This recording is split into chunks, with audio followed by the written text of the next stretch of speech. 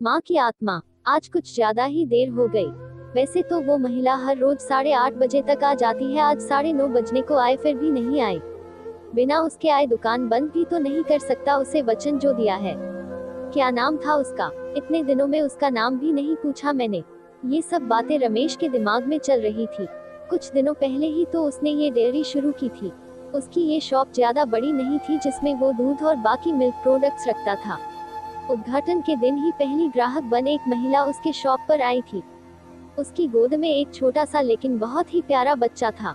उसने एक दूध की बोतल ली और रमेश से बोली, भैया अभी मेरे पास सिर्फ 10 रुपए है, बाकी क्या आपको कल दूं तो चलेगा।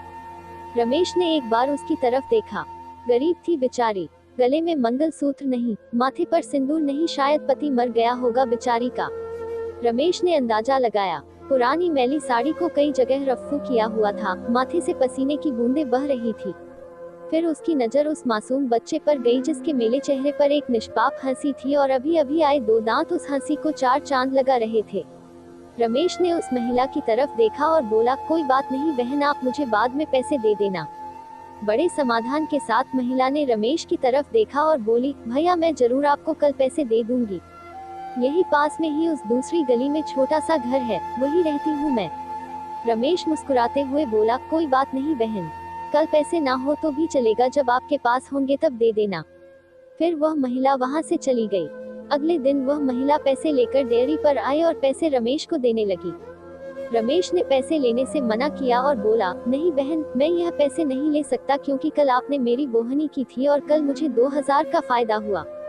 आप मेरे लिए बहुत लकी साबित हुई, इसलिए यह पैसे मैं नहीं ले सकता।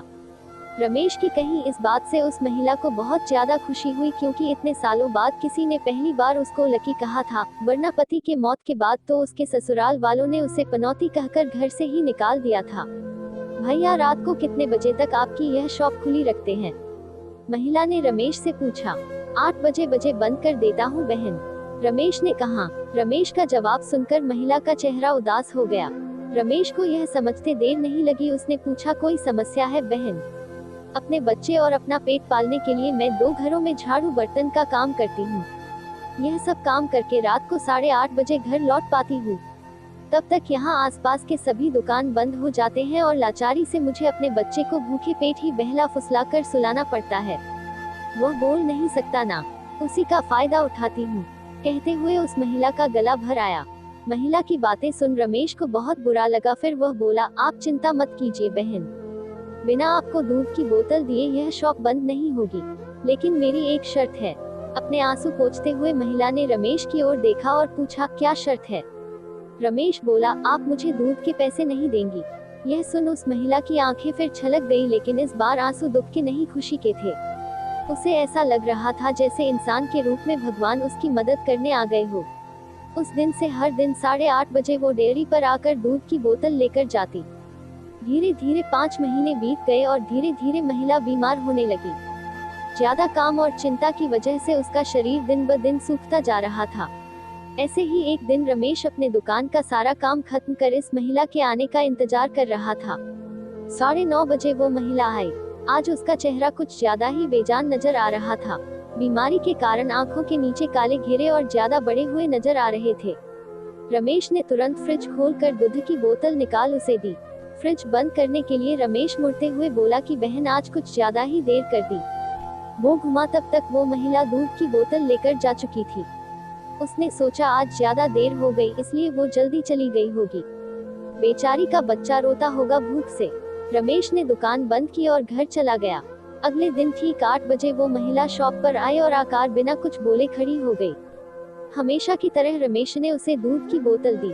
कोई चीज नीचे गिरी तो उसे उठाने के लिए रमेश नीचे झुका। वो चीज उठाई और सामने देखा तो वो महिला वहां नहीं थी। रमेश को आज पता नहीं क्यों उस महिला में काफी बदलाव नजर आया था। उसे वो बड़ी कमजोर सी नजर आई। अगले दिन फिर 8 बजे वो महिला उसके शॉप पर आई। आज रमेश ने उसका चेहरा बड़े गौर से देखा। उसका चेहरा सफेद पड़ चुका था, मानो उसके चेहरे का तेज कब का जा चुका हो। उसने सोचा बेचारी गरीब महिला करे भी तो क्या, ना किसी का सहारा ना अच्छी आमदनी, जरूर पैसों की कमी की वजह से बीमार होते हुए भी दवाई नहीं कराई होगी। रमेश जल्दी से अपनी शॉप बंद कर अपने घर गया। घर जाकर उसने ये सारी बात अपनी पत्नी को बताई। उसकी पत्नी भी उसकी ही तरह भले स्वभाव की थी, उसे भी उस महिला की परिस्थिति पर दुख हुआ। वो रमेश से बोली, ऐसा करते हैं, कल उस महिला के घर चलते हैं और उसे किसी अच्छे डॉक्टर को दिखा आते हैं।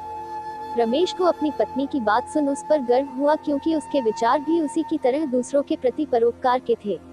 अगले दिन सुबह दोनों उस महिला के घर जाने को रवाना हुए। रमेश को उसका पता ठीक से याद था। जब वे उस छोटी सी गली में पहुंचे तब वहां एक छोटा सा मकान था, जिसके आसपास दूर दूर तक और किसी का घर नहीं था। जैसे जैसे वे उस मकान की तरफ बढ़ते जा रहे थे, वहां एक बदबू तेज होती जा रही थी।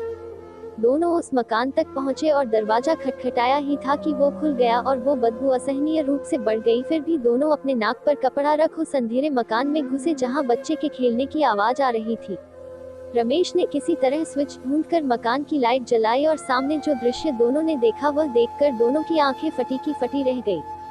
उस कमरे में उस मासूम बच्चे की मां मरी हुई पड़ी थी।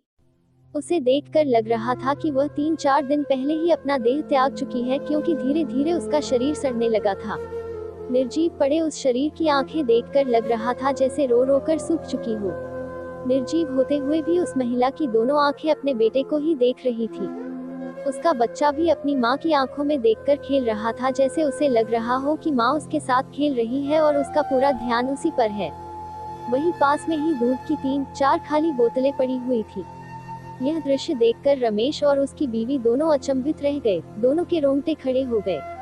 रमेश को अभी भी विश्वास नहीं हो रहा था कि एक मरी हुई माँ अपने बच्चे के लिए उसके पास से दूध लेकर जाती थी।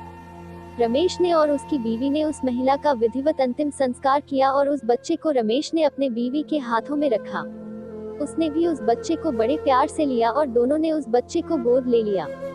रमेश को अपनी पूरी जिंदगी यह ध्यान रहा कि उस बच्चे की माँ अभी भी उसके साथ है और उस पर नजर रखे हुए हैं। आपको हमारी वीडियो अच्छी लगी हो तो वीडियो लाइक कर देना और सब्सक्राइब भी कर देना। Thanks for watching.